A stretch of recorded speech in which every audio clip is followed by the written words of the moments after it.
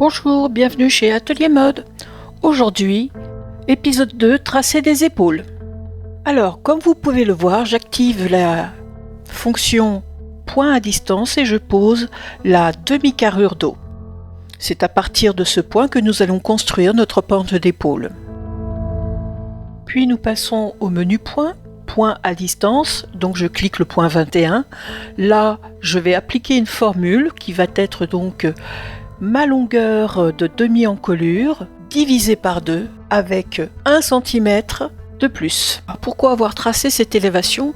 Eh bien tout simplement pour pouvoir après par la suite créer une équerre sur laquelle je poserai ma pente d'épaule. Voilà, j'applique, OK. Je finis de construire mon équerre, je clique le point 22, là je pose une valeur complètement aléatoire, là 6 cm, appliqué et OK. Donc maintenant j'active le menu arc, puis la fonction arc avec une longueur, et je vais prendre comme centre le point A16. Là, je vais dans formule, je pose ma longueur d'épaule comme étant le rayon pour construire mon arc de cercle, plus 1 cm pour la création de la pince omoplate. Bien, maintenant je valide par OK. Je vais dans angle et je pose mon angle de 360, longueur 20 cm. Je vais poser une couleur et un type de ligne de telle manière à ne pas confondre les lignes.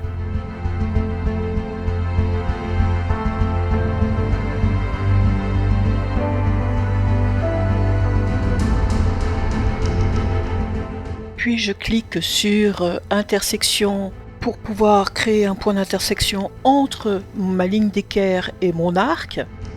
Voilà qui est fait. Puis dans le menu ligne, j'active la fonction ligne entre plusieurs points, puis je trace ma pente d'épaule. Puis nous passons à l'encolure devant. Je vais diviser par 2 le segment qui va me permettre par la suite de créer là aussi mon équerre. Je ne donne pas de longueur, je pose une valeur qui va entre 15 et 13 cm appliquée. Valider. Maintenant, dans le menu arc, je pointe le point A18, là aussi, comme centre. Je donne toujours ma pente d'épaule comme rayon, mais cette fois-ci, je ne rajoute pas de valeur.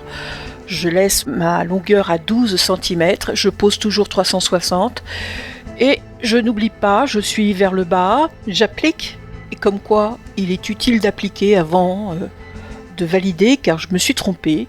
Je vais mettre un moins, je réapplique et voilà.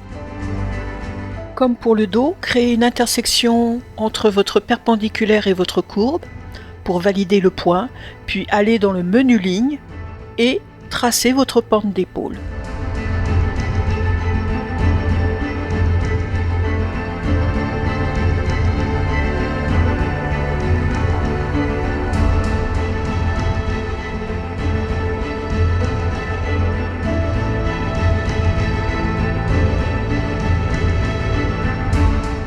Nous allons dans le menu courbe, nous activons la fonction courbe simple, puis nous cliquons du point A1 au point A16 et nous traçons notre courbe d'encolure dos. Attention, laissez une platitude de moins 3 cm milieu dos. Je sais, c'est pas facile, il faut estimer la chose.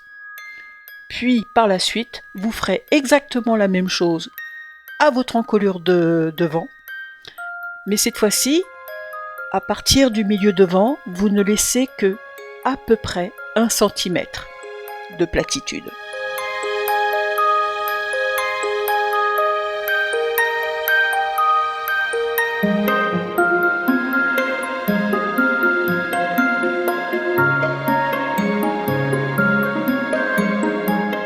Alors maintenant nous allons parler calcul pour le tracé des galbes de côté et des pinces. Donc nous avons un tour de taille à la base de 34 cm, demi-tour de taille. Puis nous avons une valeur qui est supérieure parce que nous avons là tracé un dos et un devant qui est à partir de notre bassin. Donc ça nous donne une valeur complète de 46 cm,43. Donc si Je calcule bien, nous avons maintenant un excédent de 12 cm 43. Cette valeur, je vais devoir donc la répartir entre mon dos et mon devant.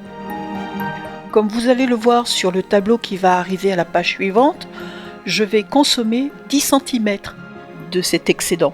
Donc il va falloir aussi que je calcule quelle va être la valeur des pinces qui vont me servir à construire mon galbe de côté.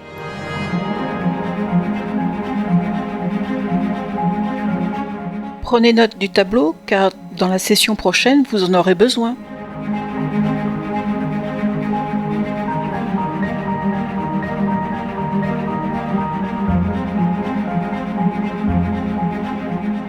Donc il me reste 2 cm 43 que je vais devoir diviser entre mon dos et mon devant.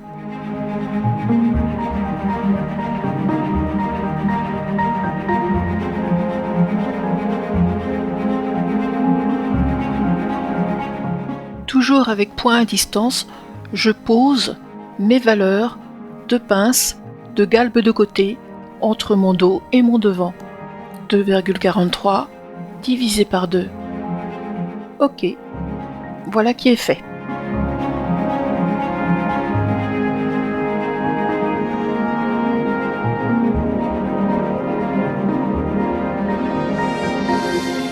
Alors, pour le tracé des coutures de côté, nous allons calculer la chose de la manière suivante. Vous allez ajouter la longueur du milieu devant plus la longueur du milieu dos que vous allez diviser par 4 et ajouter 2 cm.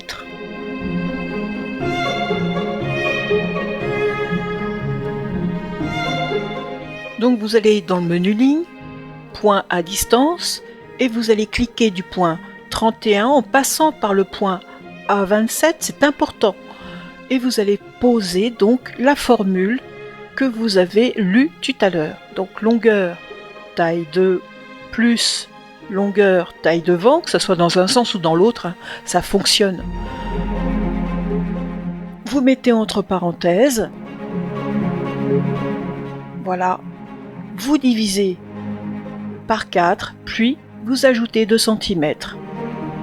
Vous validez par OK. Voilà, ça vous a en fait permis de tracer votre couture de côté et d'avoir en même temps la hauteur sous bras pour par la suite après tracer votre emmanchure. Vous recommencez la même opération pour le dos et vous aurez tracé la partie supérieure de vos coutures de côté.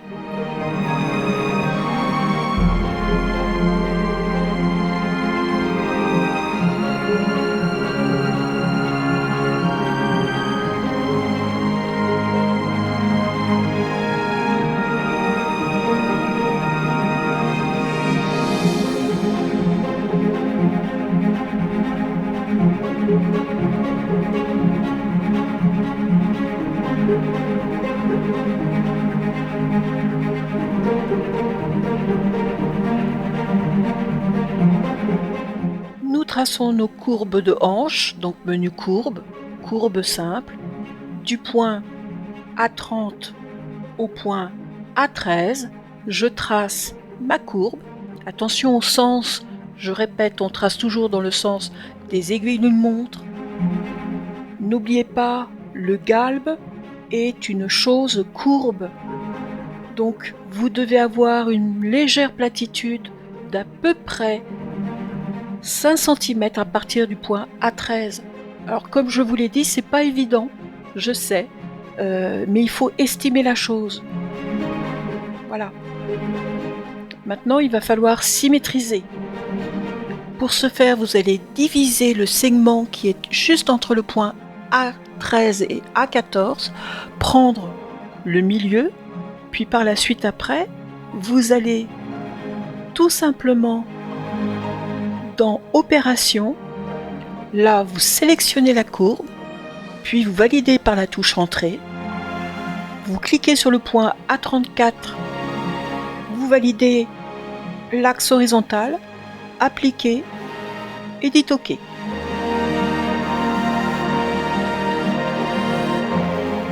Et bien voilà, nous avons fini notre session de cours. La fois prochaine, nous verrons la construction des pinces, les pinces omoplates et poitrine. Je suis contente d'avoir fait cette session avec vous. Je vous remercie de m'avoir regardé. Au revoir. Et n'oubliez pas, un petit pouce bleu, ça fait toujours plaisir.